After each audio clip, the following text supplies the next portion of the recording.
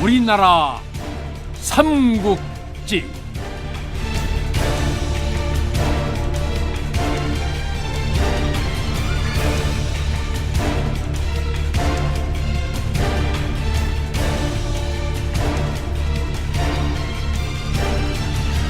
제 49부 계림의 충신.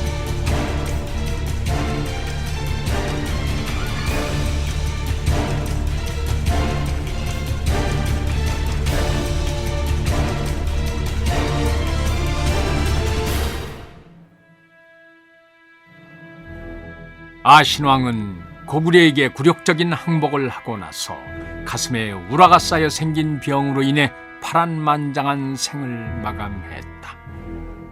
이때가 서력 405년 제위 14년 만이었다.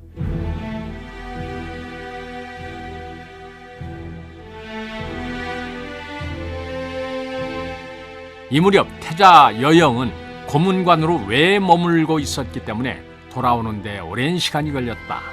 그러나 국사는 한시라도 멈출 수 없었다. 그래서 신하들은 일단 왕제인 훈회를 받들어 섭정으로 삼고 태자가 돌아올 때까지 임시로 정사를 살피도록 했다. 훈회는 학문의 조예가 깊고 인덕을 갖추었을 뿐 아니라 지혜가 풍부하여 백성들 사이에 존경을 받는 인물이었다. 훈회는 권력에 욕심이 없었으나 신하들의 강권에 어쩔 수 없이 섭정의 자리에 오를 수밖에 없었다.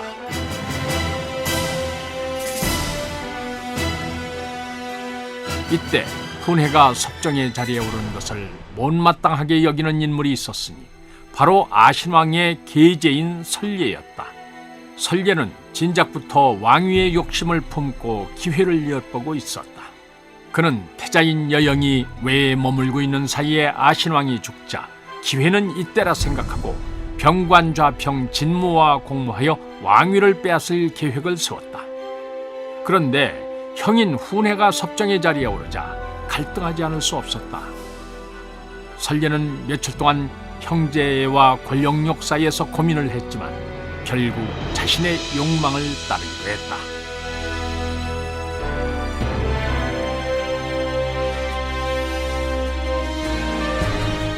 드디어 설례는 진무의 군사들을 동원해서 궁을 점령하고 훈회를 살해한 후 스스로 왕위에 올랐다.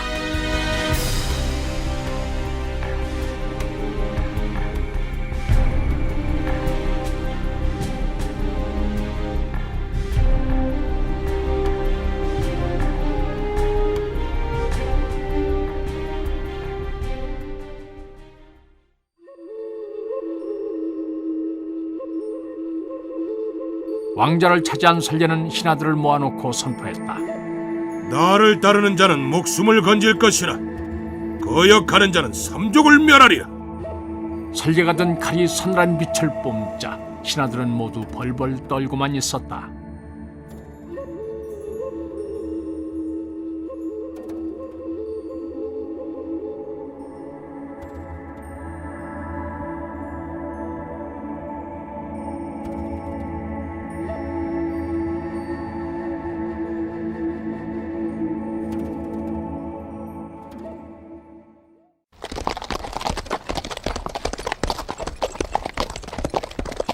한편 외에 머물고 있다가 아신왕의 부음을 전해들은 태자 여영은 그 자리에서 오열했다. 마음이 어느 정도 진정되자 여영은 급히 인덕왕을 불러 뒷일을 의논하고 자신의 호위병 100명과 인덕왕이 제공한 100명의 건의부양을 이끌고 외를 떠나 한성으로 향했다. 태자 일행이 해남 포구에 상륙했을 때였다. 요란한 말발굽 소리가 들더니 한때 인마가 나타났다.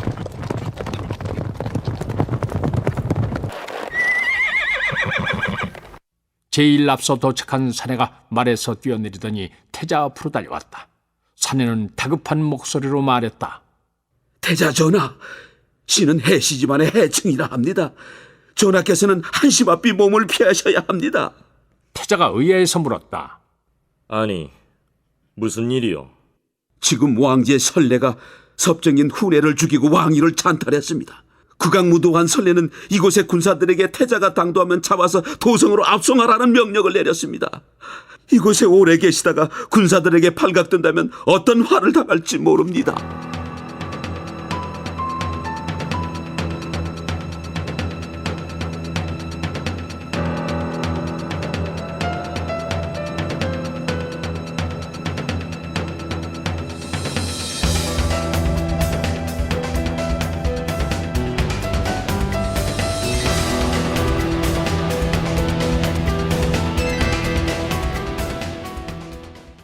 놀라운 소식에 태자의 얼굴이 굳어졌다. 자식된 도리로 임종을 지키지 못한 것도 불의한 일이거늘 어찌 아버지의 부음을 듣고 달려가지 않을 수 있단 말이오. 네, 잡혀서 죽는 한이 있더라도 도성으로 가야겠소. 해충이 태자를 쏘아보며 목청을 돋구었다. 태자 전하께서 한성으로 가신다면 반드시 설레의 손에 죽게 될 것입니다. 목숨을 함부로 하는 것이 과연 돌아가신 폐하께서 바라시는 일이라 생각하십니까? 태자는 그제야 자신의 처지를 깨닫고 해충을 일으켜 세웠다. 그렇다면 어찌 해야 좋겠소? 해충은 침착한 목소리로 말했다. 제가 무례히 전하께 언성을 높인 것은 죽어 마땅한 죄입니다. 그러나 죄값은 전하께서 무사히 왕위에 오르신 후에 받겠습니다. 지금은 한시가 급하니 우선 배를 돌려 해남 앞바다에 있는 완도로 피하십시오. 저는 도성으로 돌아가 일을 도모하도록 하겠습니다. 태자는 해충의 충언을 듣고 그를 믿어보기로 했다. 이제 나에게는 믿을 사람이라고는 그대밖에 없어. 태자는 200명의 호위 군사들을 이끌고 서둘러 완도로 피신했다.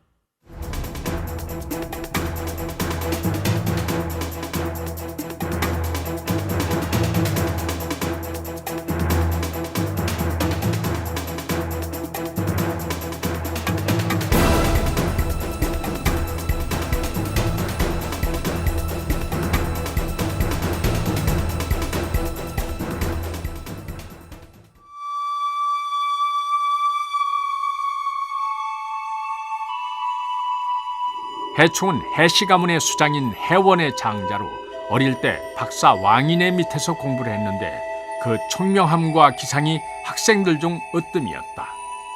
그의 스승인 왕인이 왕명을 받아 일본으로 떠날 때 건구수왕이 물었다. 그대의 제자들 중에 나라를 이끌어갈 인재가 있다면 전거해 주시오. 저의 제자 해충은 앞으로 나라에 큰 공을 세울 뛰어난 인재이옵니다. 폐하 옆에 두고 쓰시도록 하옵소서. 건구수왕은 왕인의 말에 따라 해충을 중용하려 했다. 하지만 해씨가 조정에 출사하는 것을 원하지 않은 신하들의 반대에 부딪혀 뜻을 이루지 못했다. 이처럼 건초고왕 때 반란 사건 이후로 해씨는 조정에서 철저히 배척당하는 처지였다. 해충은 그 이후로 학문에만 전념해서 많은 제자들을 양성함으로써 백제의 학문 발전에 이바지했기에 백제 사람들의 존경을 한몸에 받았다.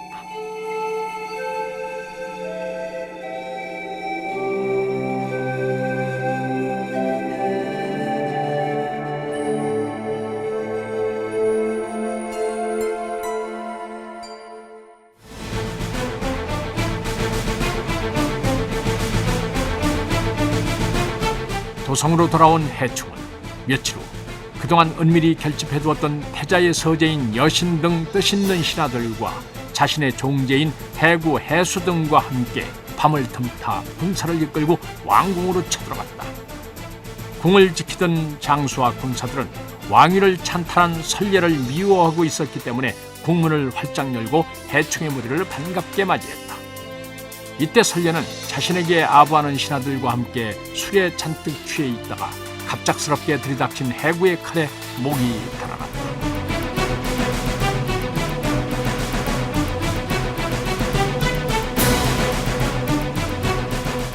이렇게 해서 궁을 장악한 해충은 백성들에게 역적 설례의 죽음을 알리고 해수를 완도로 보내 태자 여영을 모셔오게 했다.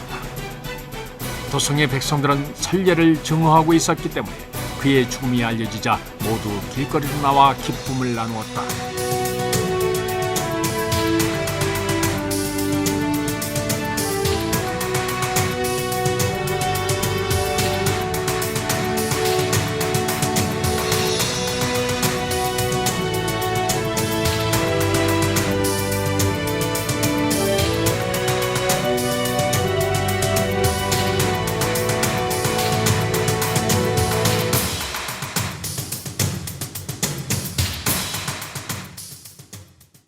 며칠 후 완도에서 돌아온 태자가 옥좌에 오르니 한바탕 도성을 흔들었던 반역의 폭풍이 잠잠해졌다. 서력 406년 가을, 전지왕은 해충의 공을 기려 그에게 높은 벼슬을 내리려 했다. 하지만 해충은 이를 극구 사양했다. 신은 단지 신하된 도리를 했을 뿐이옵니다. 어찌 그로 인해 과분한 상을 받겠사옵니까? 저는 이제 다시 본연의 자리로 돌아가 제자들에게 학문을 가르치겠사옵니다.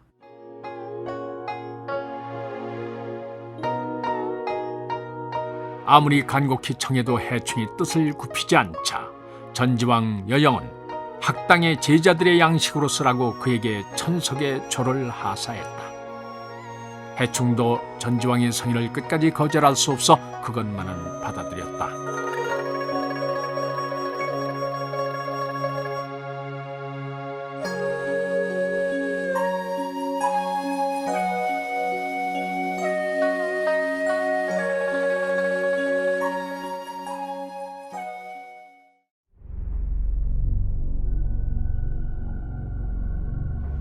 이듬해 봄, 전지왕은 큰 공을 세운 서재 여신을 내신 좌평에, 해수를 내법 좌평에, 해구를 병관 좌평에 임명했다. 그리고 해충의 딸인 팔수를 왕후로 맞이해서 해충의 은공을 갚았다.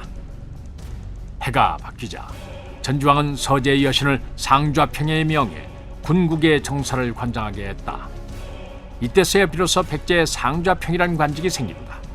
상좌평은 고구려의 국상과 같은 재량을 가졌다. 전지왕은 혼란스러운 전국을 안돈시키고 고구려와의 전쟁으로 피폐해진 백성들의 생활을 살폈다. 그리고 한편으로 동진과 외와의 관계를 더욱 돈독히 하고 사구성을 쌓아 고구려의 침입에 대비하니 백제는 차차 안정을 되찾기 시작했다. 전지왕 이후로 진시에 눌려있던 해씨가 조정의 요직을 차지하고 다시 조정의 전면에 부상하니 진시의 시대가 머물고 해씨의 시대가 다시 도래했다.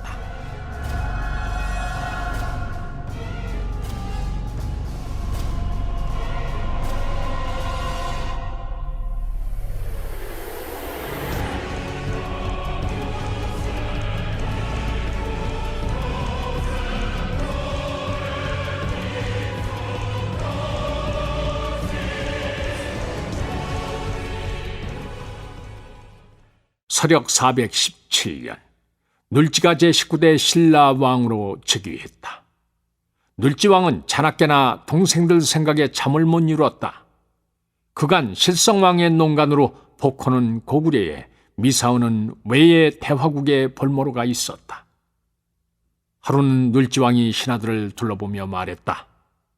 짐은 아우들 생각에 하루도 편히 잠을 이룰 수가 없어. 이들을 구해올 묘책이 없겠는가?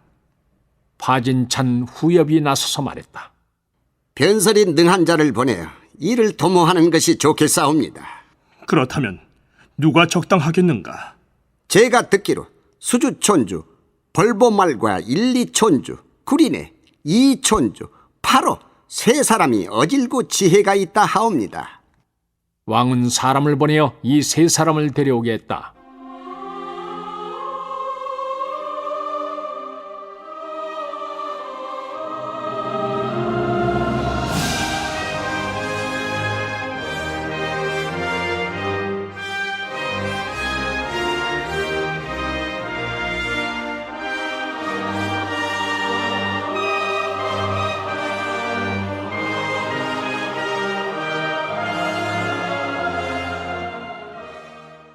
세 사람이 대전에 들자 왕은 간곡하게 말했다. 짐의 두 아우가 고구려와 외에 볼모로 간 지 여러 해가 지나도록 돌아오지 못하고 있다. 형으로서 아우들 걱정으로 밤잠을 못 이룬다. 살아서 돌아오게 하려면 어찌해야 하겠는가? 왕의 말을 들은 수주천주 벌보발이 아뢰었다. 그 일에 적임이 될 만한 자를 알고 있사옵니다. 그 사람이 누구인가? 삼랑주에 간으로 있는 박재상이 담이 크고 지혜가 뛰어나니 능히 폐하의 근심을 풀어줄 것이옵니다. 재상은 박혁거세의 후예로 파사왕의 5대 손이었으며 파진찬 물품의 아들로 삼량주의 장관으로 나가 있었다. 눌지왕은 삼량주로 사람을 보내어 재상을 도성으로 불렀다. 재상은 명을 받고 급히 삼량주에서 금성으로 올라왔다. 재상이 대전으로 들자 왕은 사정을 설명하고 간곡한 어조로 말했다. 그대가 나를 위해서 먼 길을 떠날 수 있겠는가? 사실 이번 임무는 모두가 떠맡기를 꺼려하는 일이었다. 고구려 장수태왕의 의중을 짐작할 수 없었고 외의 대화국과는 잦은 충돌로 감정이 매우 안 좋은 상태였다. 자칫하면 왕자들을 구하기는커녕 목숨마저 부지하기 어려웠다. 하지만 재상은 서슴없이 대답했다. 신하로서 폐하의 명을 따르는 것이 당연한 도리옵니다. 비록 소신이 불초하오나 목숨을 걸고 반드시 이 일을 성사시키겠사옵니다. 이리하여 재상은 사신으로 고구려에 가게 됐다.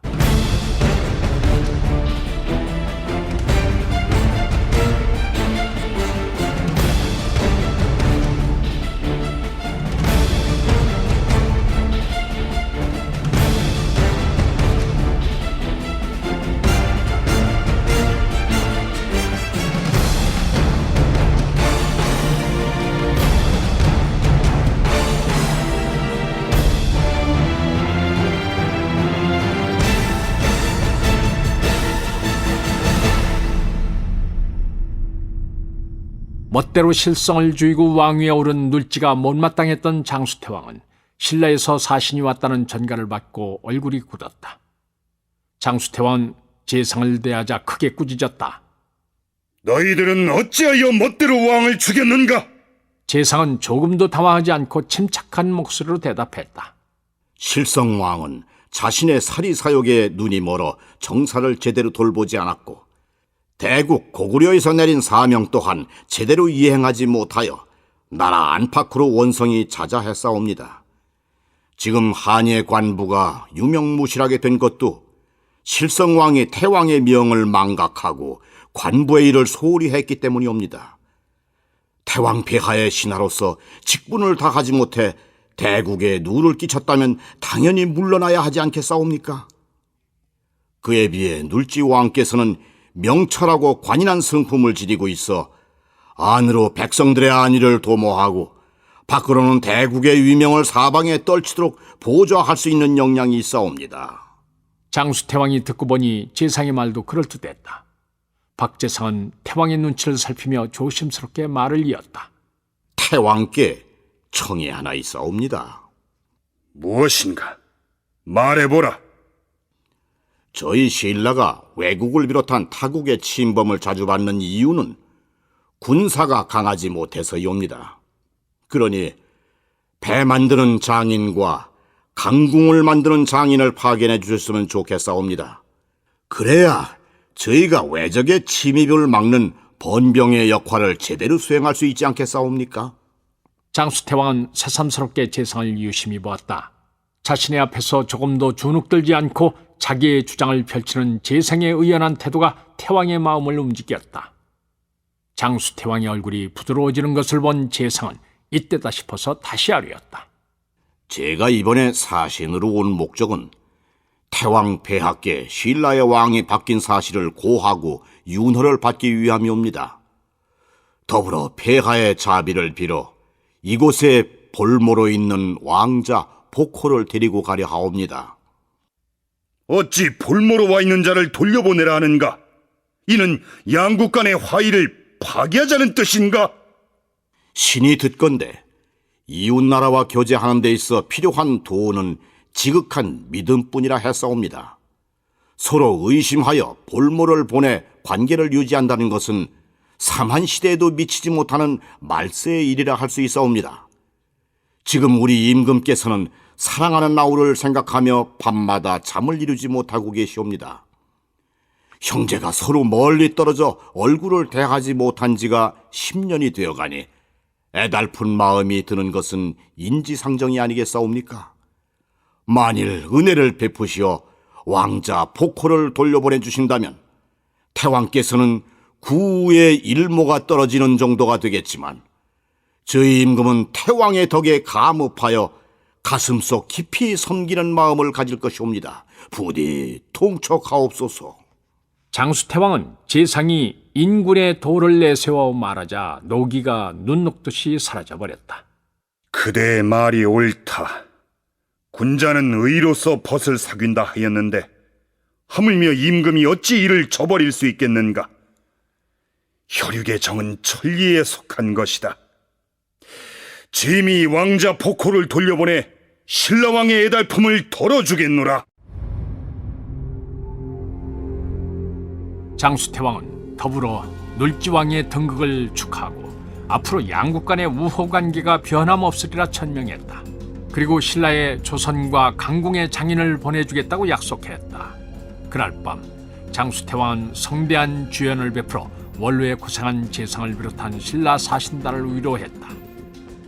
며칠 후 재상은 복호뿐 아니라 배 만드는 장인과 강궁을 만드는 장인도 함께 데리고 금성으로 돌아왔다. 이것이 계기가 되어 훗날 신라가 고구려를 위협하는 나라로 성장했으니 역사의 강이란 흐름은 참으로 예측하기 어려운 것이었다.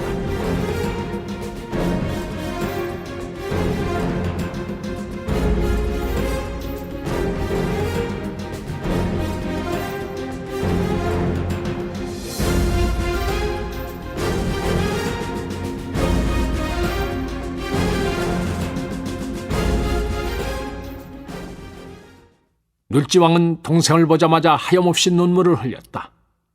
복호는 10년의 세월이 흐르는 동안 장성한 청년이 되어 있었다. 하지만 오랜 세월도 형제의 정을 묽게 하지는 못했다. 왕은 복호를 얼싸안고 감격이 겨워 말을 잇지 못했다.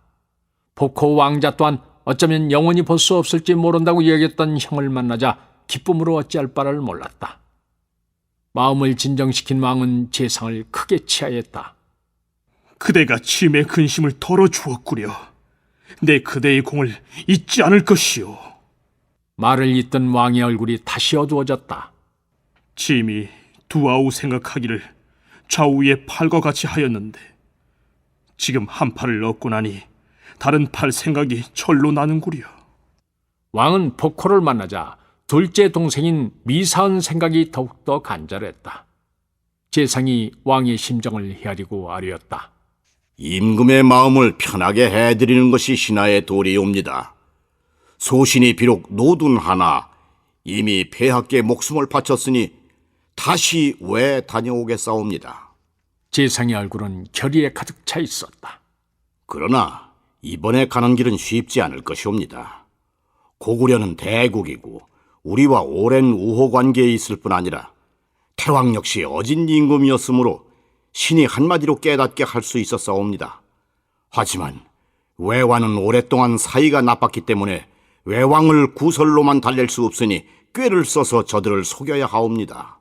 놀지왕이 궁금하여 물었다. 그렇다면 어떤 계책을 써야 하겠소? 재상은 비장한 어조로 대답했다. 제가 외로 건너간 후에 저의 처자를 옥에 가두시고 전국에 재상이 모반을 꾀하다가 발각되어 외로 달아났다는 소문을 퍼뜨리시옵소서. 그러면 외왕은 분명 저를 믿고 수하에 둘 것이옵니다. 그런 다음 저는 틈을 보아서 미사흔 왕자를 만나 뵙고 탈출할 길을 모색하겠사옵니다. 놀지왕은 재상의 충절에 목이 메어 간신히 말했다. 내 어찌 그대의 처자를 습습한 옥에 가둘 수 있단 말이오. 재상이 고개를 저으며 아뢰었다. 그렇지 않으면 저들은 믿지 않을 것이옵니다. 재상은 왕에게 모든 계책을 이루고 궁을 떠났다. 그리고 집에 들르지도 않고 곧바로 율포로 향했다. 한편 재상의 아내는 남편이 고구려에서 돌아왔다는 말을 듣고 궁으로 하인을 보냈다. 하인이 돌아와서 재상이 다시 외로 건너가기 위해 율포로 떠났다는 소식을 전했다. 재상의 아내는 남편이 이번에 가면 다시 돌아오지 못하리란 불길한 예감이 들어 급히 채비를 차리고 율포로 달려갔다. 재상의 처가 율포에 도착했을 때 마침 외로 가는 배가 떠날 준비를 하고 있었다. 재상의 처는 남편이 금방이라도 사라질 것 같아 젖먹던 힘까지 다해서 달려갔다. 아내를 본 재상은 뜨거운 것이 목구멍에서 울컥 치밀어 올랐지만 애써 참으며 말했다. 부인께서 어찌 이곳까지 나왔소? 당신이 외로 가신다는 말을 듣고 배웅하러 나왔습니다. 재상의 처는 머릿속이 불길한 생각으로 가득 차 있었지만 혹시 남편에게 해라도 될까 함부로 내뱉지 못했다. 몸 조심해서 잘 다녀오십시오. 그녀는 자꾸 흐르는 눈물을 애써 감추며 인사를 했다. 재상은 이제 가면 다시 볼 수 없다고 생각하니 아내의 모습이 더욱 애틋하게 느껴졌다. 다녀오리다. 금방 돌아올 테니 너무 걱정 말구려. 재상의 처는 남편을 못 가게 말리고 싶었지만 왕령을 어길 수는 없었다. 더구나 말린다고 하더라도 말을 들을 남편도 아니었다. 재상의 처는 남편의 충심과 강직함을 너무도 잘 알고 있었다. 재상을 태운 배가 점점 멀어져 가더니 어느새 수평선 너머로 사라졌다. 재상의 처는 남편의 모습이 보이지 않을 때까지 그 자리에서 움직일 줄 몰랐다. 이때가 눌지왕 2년 서력 418년의 일이다.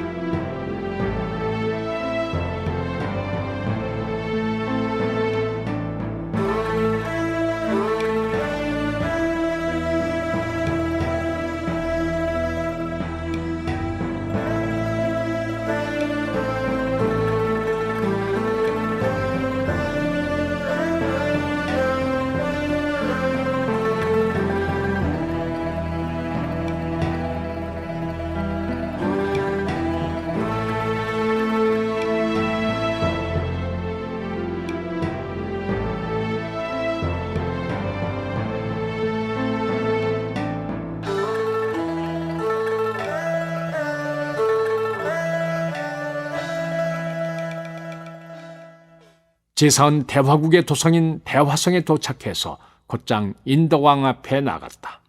현재 신라의 왕인 눌지는 무도하게 실성왕을 시해하고 권좌를 찬탈했습니다.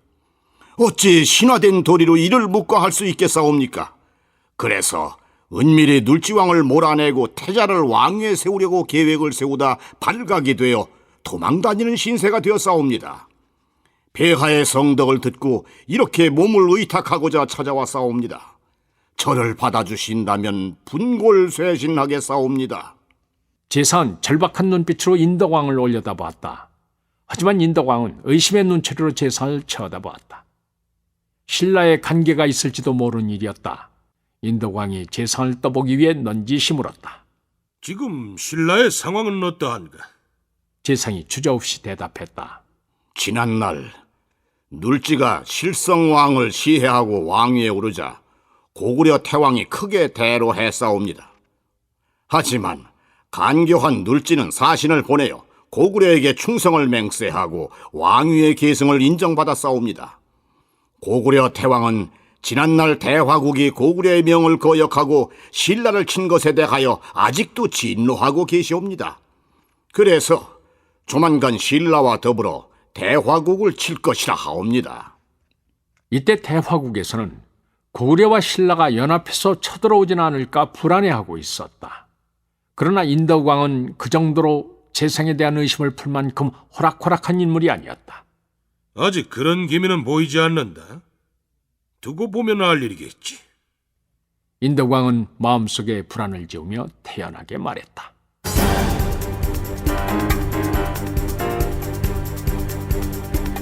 인덕왕은 일단 재상을 관사에 머물게 하고 군사들을 시켜 감시하는 한편 신라로 첩자를 보내 재상의 말이 사실인지 알아보도록 했다. 재상이 관사에 갇혀 답답한 나날을 보내고 있던 어느 날 신라에 갔던 첩자가 돌아왔다. 제가 신라의 도성에 가서 탐문해 본 결과 재상의 말은 사실이었습니다. 금성에 들어가 보니 재상이 모반을 꾀하다가 달아났고 그의 가족들은 모두 옥에 갇혀 있다는 소문이 파다했사옵니다. 그래서 옥사장을 매수해서 확인했더니 틀림이 없었사옵니다. 그리고 신라가 곧 외를 칠 것이라는 소문이 파다하게 돌고 있었사옵니다.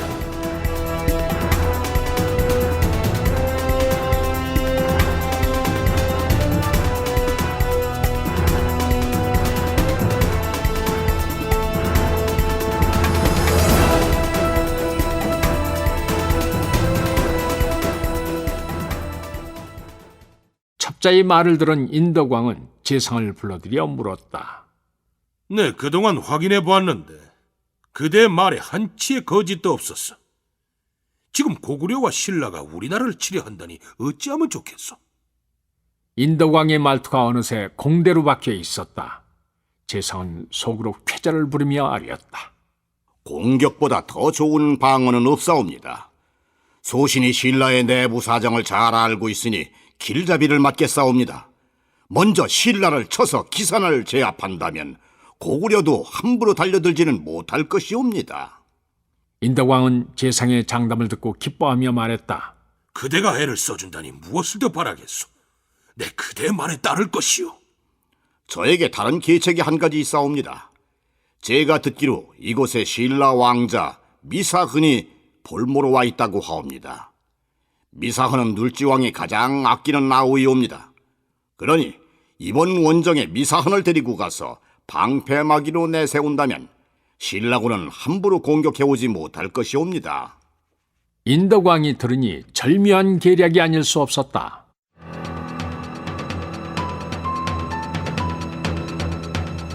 인덕왕은 재상의 말에 따라 군사를 일으켜 신라로 출정할 준비를 했다.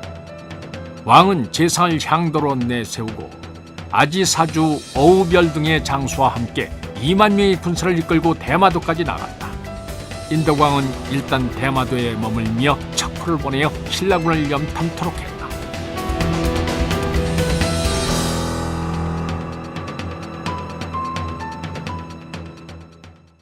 그때 재상이 인덕왕의 거처로 찾아와서 아뢰었다. 미사흔이 딴 마음을 품고 달아나기라도 하면 낭패가 아닐 수 없사옵니다. 소신이 그와 함께 기거하며 그의 속내를 살피겠사옵니다. 이에 인덕왕은 별 의심 없이 허락했다. 이때부터 재상은 미사흔과 함께 거하게 됐다.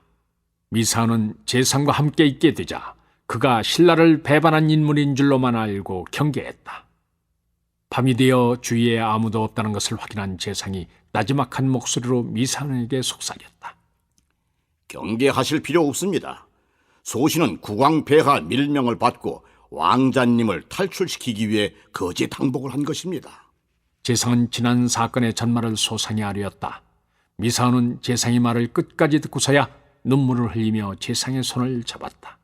나는 영 버림받은 줄 알았는데 그대가 이처럼 나를 위해 와주니 마치 호랑이 아가리 속까지 들어갔다가 살아난 기분이구려. 이날부터 재상과 미사흔은 머리를 맞대고 탈출할 기회를 세운다. 이때 마침 태풍이 몰아쳐 대화국의 배 수십 척이 파손됐다. 이에 대화국왕은 출정을 잠시 미루고 배를 수선하고 전력을 정비하도록 했다. 그런 가운데 한 달의 시간이 훌쩍 지나갔다. 미사흔은 재상과 함께 지내는 동안 그의 인품과 우국 충정을 보고 존경의 마음을 품게 됐다. 재상이라면 반드시 자신을 고국으로 데리고 갈 것이라는 확신이 들었다. 재상이 생각하기에 미사흔을 탈출시키기 위해서는 인덕왕의 경계심을 풀어놓을 필요가 있었다. 그래서 제사는 미사원과 어울려 매일같이 강가에 배를 띄우고 오리와 물고기를 잡았다. 그들의 모습은 아무 근심 걱정도 없는 듯 한가롭고 즐거워 보였다. 이들의 일거수일투족은 감시하는 군사들에 의해 인덕왕에게 보고됐다. 보고를 접한 인덕왕은 미사원이 더는 달아날 마음이 없다고 생각했다.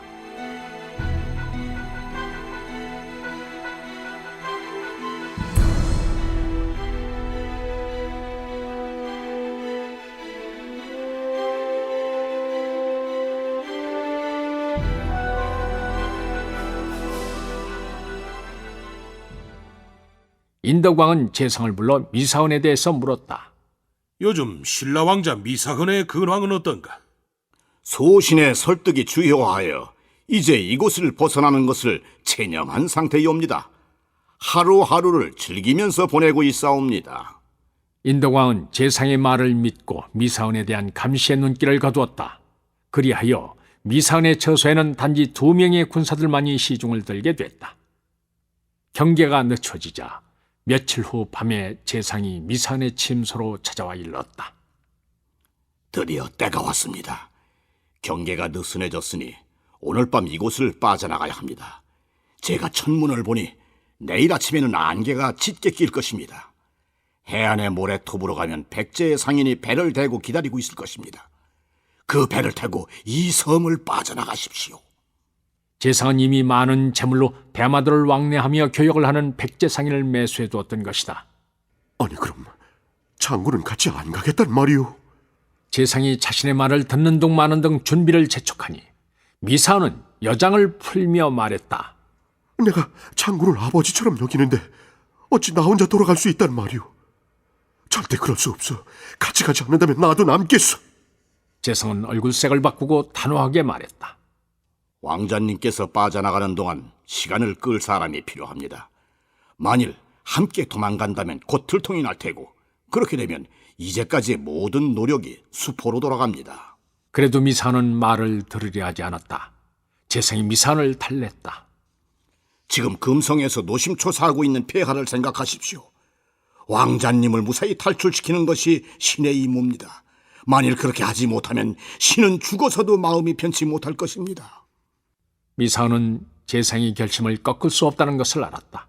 미사원은 재상을 끌어안고 눈물을 흘리며 말했다. 내 피로 이렇게 떠나지만 그대의 은공은 평생 마음속에 간직할 것이오. 재상이 미사원의 등을 토닥이며 위로했다. 너무 염려 마십시오. 대화국왕이 저를 아끼니 죽이지는 않을 것입니다. 재상은 말은 그렇게 했지만 이미 죽음을 결심하고 있었다.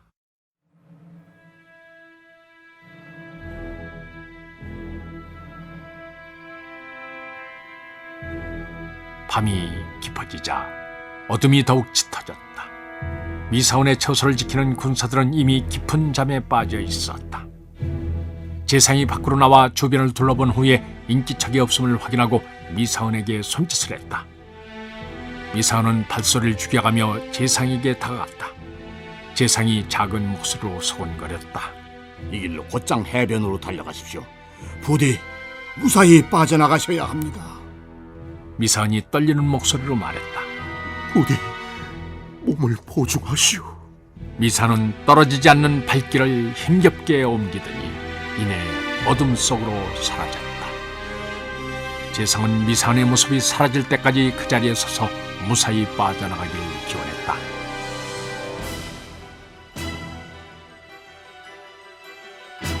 미사원이 고개를 넘어 해변에 다다르자 파도치는 소리가 귓전을 때렸다. 마치 재상이 자신을 부른 소리인 것만 같아서 뒤를 돌아보았지만 아무도 보이지 않았다.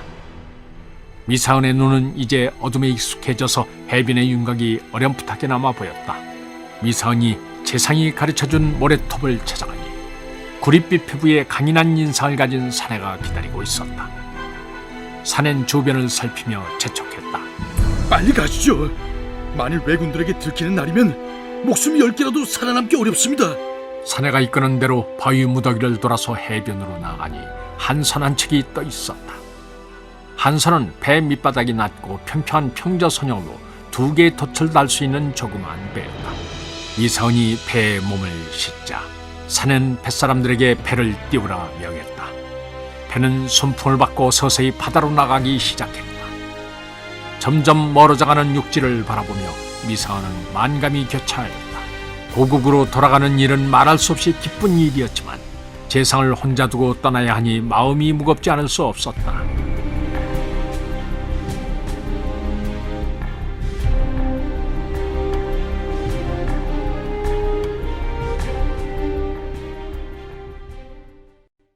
다음 날 날이 밝았을 때는 사방에 온통 안개가 자욱해서 코앞을 분간할 수 없을 정도였다. 재상은 일부러 늦지막한 시간에 잠자리에서 일어났다. 재상이 밖으로 나오자 미사원의 처소를 지키는 군사가 물었다. 장군은 어찌 이리 늦게 일어나십니까? 재상이 미소를 지으며 대답했다. 내가 어제 배를 오래 탔더니 몸이 노곤하여 그런가 보다. 군사가 미사원의 처소를 보며 물었다. 그럼 왕자께서도 아직 일어나지 않으셨습니까? 왕자께서도 피곤하실 테니 깨우지 마라. 군사가 의심치 않고 자신의 자리로 돌아갔다. 해가 중천에 떴는데도 안개는 쉽사리 거치지 않았다. 그때 대문이 열리며 부장인 도가사주가 들어왔다. 도가사주는 장군 아지사주의 아들로 눈빛이 날카롭고 만사에 철두철미한 장수였다. 도가사주가 잔뜩 못마땅한 얼굴로 재상을 보며 말했다. 폐하께서 그대와 미사흔을 불러오라 하셨소. 도가사주는 재상을 의심스러운 눈초리로 쳐다보고 있었다. 그가 보기에 재상은 뭔가 숨기고 있는 것이 분명했다. 재상은 태연하게 대답했다. 아직 왕자께서 기침을 하지 않으셨소. 도가사주는 눈을 크게 뜨며 호령했다. 아니 왕명이 지엄한데 어찌 한시라도 지체한단 말이오? 도가사주는 재상이 말릴 틈도 없이 침소의 방문을 열었다. 하지만 방 안에 미사은이 있을 리 만무했다. 왕자가 없지 않나? 도대체 어디로 간 것인가? 도가사주는 감시병을 다그쳤다. 감시병은 안색이 하얗게 변하며 말했다. 나가는 것을 보지 못했습니다. 도가사주가 밖에서 기다리고 있는 아장에게 소리쳤다. 지금 즉시 군사들을 동원해 섬을 샅샅이 뒤져서라도 미사은을 찾아내라! 감시병도 모르는 사이에 사라졌다면 달아난 것이 틀림없었다. 도가사주는 재상을 노려보았다. 비수와 같이 날카로운 시선이 재상의 얼굴을 파고들었다. 왕자를 어디로 빼돌린 것인가? 도가사주는 이 모든 일을 재상이 꾸몄다고 확신했다. 재상은 태연하게 도가사주의 시선을 받았다. 지금쯤 미사는 왜군의 손이 미치지 않는 곳까지 달아났으리라. 재상은 더 이상 숨길 것이 없었다. 헛수고하지 말라. 왕자는 이미 이 섬을 벗어난 지 오래다.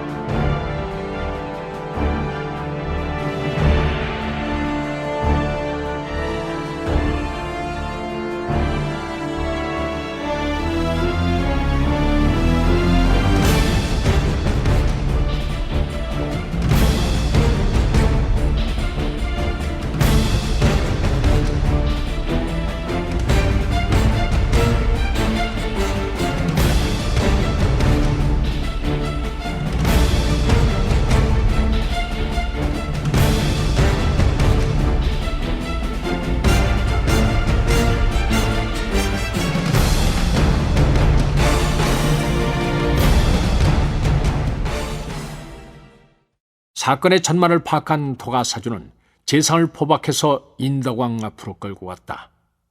인덕왕은 도가사주의 보고를 듣고 자신이 재상의 농간에 놀아났음을 깨달았다. 인덕왕은 재상의 배신에 분노했다. 감히 짐을 속이다니 목숨이 아깝지 않느냐? 재상이 의연하게 대답했다. 신하된 자로 임금의 근심을 덜어주는 일에 어찌 목숨을 아끼겠소? 인덕왕은 죽음 앞에서 두려워하지 않는 재상의 태도에 감동했다. 이런 충신을 신하로 둔다면 무엇이 두렵겠는가? 인덕왕은 얼굴을 부드럽게 한 후에 물었다. 그대가 비록 죽을 죄를 짓기는 했지만 짐은 그대의 기백과 충심을 높이 산다. 이제 그대의 소임을 다했으니 나를 섬기도록 하라. 내 그대에게 부귀 영화를 보장하겠다. 재상은 모욕을 당했다는 듯이 불쾌한 얼굴로 외쳤다. 신하된 자가 어찌 두 임금을 섬길 수 있단 말인가? 차라리 신라의 개 돼지가 될지언정 왜 신하는 될 수 없다. 어서 나를 죽여라. 인덕왕은 재상이 조금도 굽히지 않자 안타까워하며 탄식했다. 저런 충신이 있으니 신라는 함부로 넘볼 수 없겠구나. 인덕왕은 재상의 기백에 눌려 차마 그를 죽이지 못하고 목도로 귀양을 보냈다.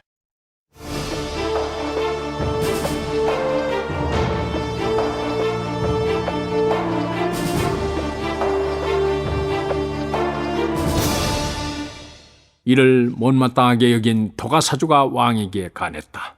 재상은 천하의 기재이옵니다. 우리 편이 아니라면 언젠가는 큰 해가 될 자이옵니다. 그를 살려두는 것은 위험한 일이옵니다. 인덕왕은 도가사주의 말을 듣고 마음이 흔들렸다. 인덕왕이 보기에 재상은 목숨을 위협한다 해도 뜻을 굽힐 인물이 아니었다. 비록 아까운 인물이긴 하지만 훗날을 생각한다면 죽여야만 했다. 인덕왕은 한참을 고민하다가 도가사주에게 재상을 죽이라는 명령을 내렸다. 명령을 받은 도가사주는 속으로 안도의 한숨을 쉬었다. 만일 재상이 왕의 제안을 받아들여 대화국의 신하가 됐다면 자신의 앞길에 커다란 걸림돌이 됐을 것이었다. 도가사주는 자신의 능력이 재상에게 미치지 못한다는 사실을 잘 알고 있었다. 도가사주는 왕명이 떨어지자 급히 목도로 향했다. 왕의 마음이 언제 또 변할지 모르는 일이었다. 목도에 도착한 도가사주는 재상을 끌어내어 왕명을 거행했다. 재상은 외왕을 속이고 나라를 위태롭게 한 죄로 극형인 화형에 처해지게 됐다. 마당에 장작이 쌓이자 군사들은 포박된 재상을 끌어다가 장작더미 위에 앉혔다. 재상은 마치 모든 것을 초월한 사람처럼 죽음 앞에서 담담했다. 군사가 횃불을 들어 장작에 불을 붙이려 하는 순간 도가사주는 재상과 눈이 마주쳤다. 그 속에는 신념을 이룬 자의 만족감과 삶을 초월한 은둔 자의 여유가 들어있었다. 그는 순간 자신이 한없이 초라하게 느껴졌다. 도가사주는 자신의 마음을 다잡으려는 듯 큰 소리로 형을 집행할 것을 명했다. 장작더미에 불이 붙더니 곧 재상의 몸도 불길에 휩싸였다. 열기가 온몸을 파고드는 고통스러운 순간에도 재상의 얼굴에는 조금의 동요도 일어나지 않았다. 불길은 재상을 완전히 삼킨 후에도 계속해서 하늘로 뻗쳐올랐다. 마치 꿈틀거리는 용처럼 보였다. 용으로 변한 재상이 세상을 떠나 하늘로 힘차게 오르고 있었다.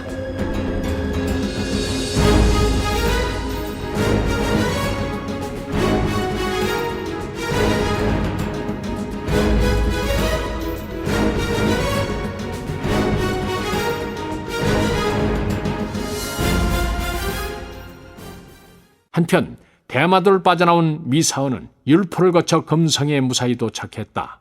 이제야 우리 형제들이 모두 함께 할 수 있겠구나. 재상이 아니었다면 이 몸은 이 자리에 있을 수 없었습니다. 그는 제 생명의 은인이고 위대한 스승이었습니다. 미사원은 재상의 모습을 떠올리며 눈물을 흘렸다.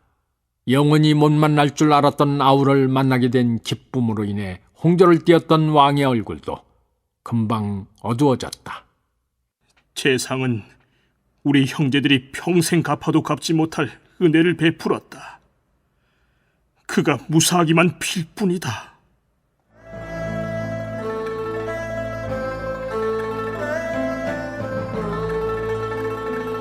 하지만 놀지왕이 생각해도 재상이 살아 돌아올 가망성은 희박했다. 얼마 후 재상이 인덕왕에게 죽임을 당했다는 소식이 전해졌다. 일말의 희망을 품고 있던 재상의 가족들과 신라 왕실은 커다란 슬픔에 빠진다.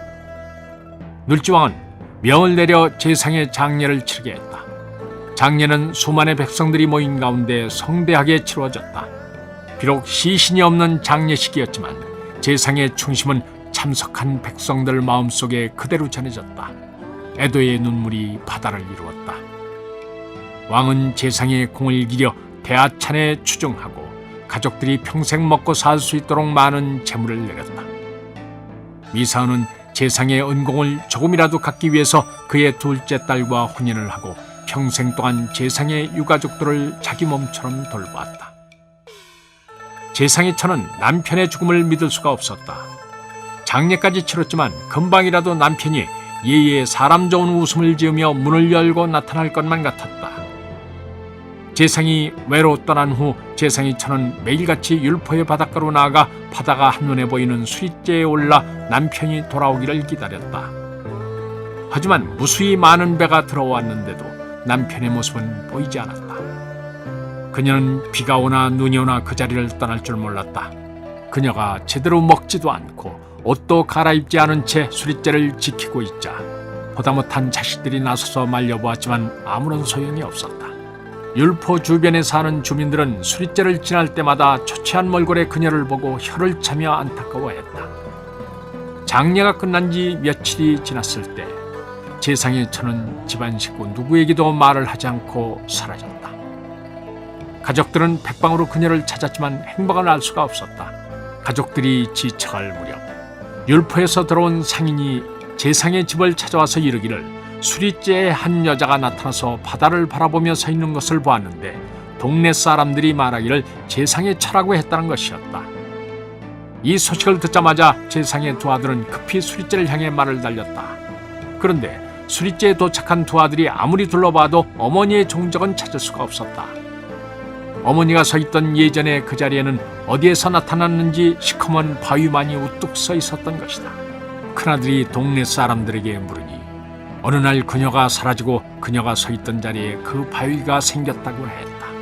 두 아들은 주변을 수소문해 보았지만 어머니의 행방을 아는 사람은 아무도 없었다. 그들은 아무 성과도 없이 무거운 발걸음을 안고 집으로 돌아와야만 했다. 이후에 사람들은 재상의 처가 남편을 너무 그리워한 나머지 매일같이 수리째에서 기다리다가 바위가 됐다고 했다. 그래서 수리째의 검은 바위를 망부석이라고 불렀다.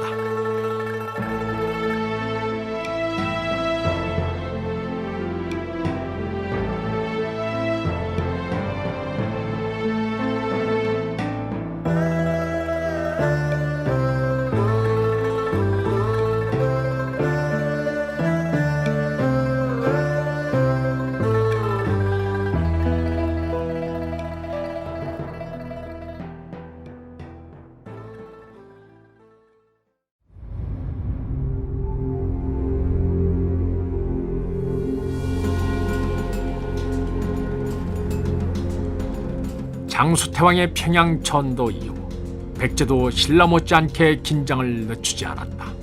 전지왕 사후에 왕위에 등극했다가 일찍 돌아간 구이신왕의 뒤를 이은 비유왕 역시 고구려의 남진을 우려하지 않을 수 없었다. 백제는 그동안 간간히 고구려의 영토를 침입하여 북지전을 펼치기는 했지만 만일 고구려가 총력을 다해서 전면전을 펼친다면 오래 버틸 수 있는 전력이 아니었다. 비유왕은 동진의 뒤를 이어 등장한 남조의 송으로 사신을 보내 친교를 맺는 한편 비슷한 처지의 신라와의 연계를 추진했다. 이러한 움직임에서 북위 또한 예외가 아니었다. 그들은 화복을 거의 손아귀에 넣었지만 내심 고구려를 두려워하고 있었다. 그런데 고구려가 평양으로 도성을 옮기자 서쪽보다는 남쪽에 대한 지배력을 높이기 위한 전략이라고 지레짐작하고 이 틈에 동진을 거듭했다. 이는 결국 북연과의 충돌을 유발한다. 북연으로서는 북위의 대군을 막아낼 수 없었다.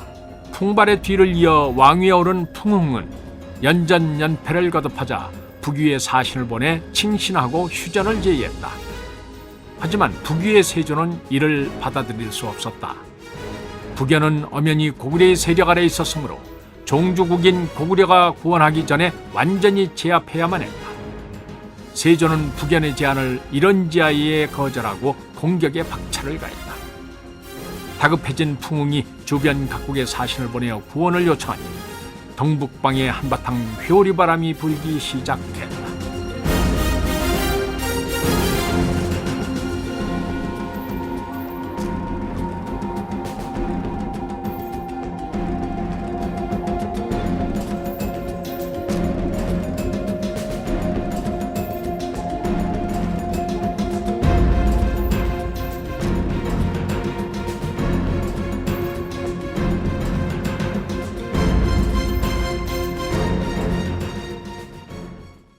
서력 435년 장수태왕 23년 북연의 상서 양이가 평양 성문 밖에 도착했다는 소식이 전해지자 장수태왕은 신하들을 모았다.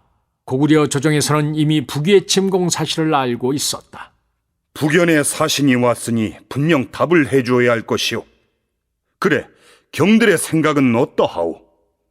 대로 소막이 머리를 조아리며 아뢰었다. 북연은 선태왕 때부터 우리나라와 군신지교를 맺어온 속국이옵니다. 그들이 위기에 처했다면 당연히 군사를 내어 도와주어야 하옵니다. 더는 북위의 팽창을 좌시할 수 없사옵니다. 이에 대형 우부상이 반대하고 나섰다. 지금 우리 고구려는 처음도 한 지 얼마 되지 않아 전국이 아직 안정을 이루지 못하고 있사옵니다. 이러한 상황에서 대군을 일으킨다면 커다란 부담이 될 것이옵니다. 그러니 북위와의 싸움을 피하고 사신을 보내어 외교적으로 해결하는 것이 좋겠사옵니다. 우부상은 꼭 창칼을 들고 싸워야만 승리할 수 있다고 여기지 않았다. 오히려 피를 흘리지 않고 원하는 것을 얻을 수 있다면 그것이 최상의 전략이었다. 이때 잠자코 듣고만 있던 아불화상이 신중하게 입을 열었다. 지금 북위는 백척간두의 위기에 놓여 있사옵니다. 이미 북위는 북연을 병합하고자 하는 마음을 먹었사옵니다. 지금 상황에서는 단호한 대응이 필요하옵니다. 아불화상은 이미 사세를 완전히 꿰뚫어보고 있었다. 이번 북위의 도발은 이미 고구려의 상황을 염두에 둔 것이었다.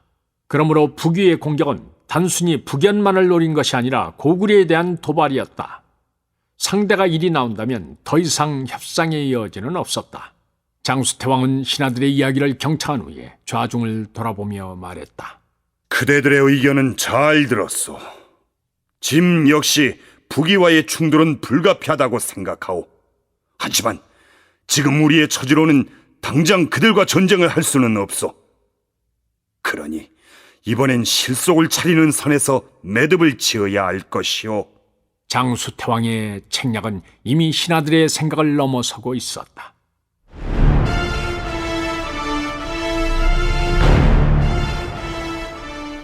장수태왕은 먼저 북위로 사신을 보내어 화친의 뜻을 밝혔다. 북위의 세조는 고구려가 북위군의 위용에 놀라 지레 겁을 먹었다고 여기고 고구려에 대한 걱정을 거두었다.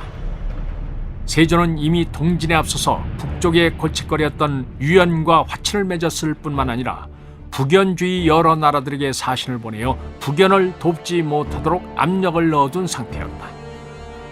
세조는 장수태왕을 아둔하다고 비웃으면서 북연의 최후의 보루인 용성을 치기 위해 박차를 가했다.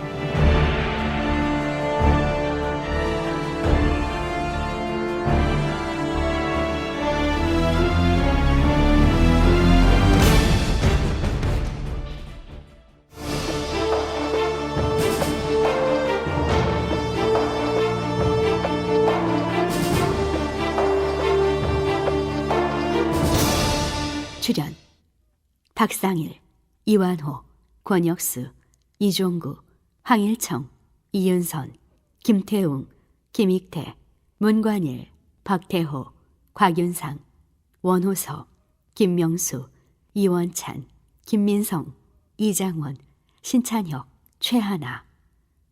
해설 김종성. 음악 이춘화. 효과 엄기혁. 기술 서교식. 총진행 유만준.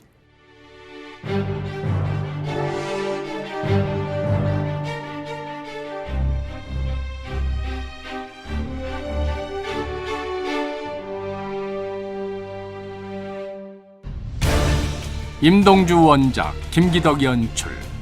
제 49부 계림의 충식.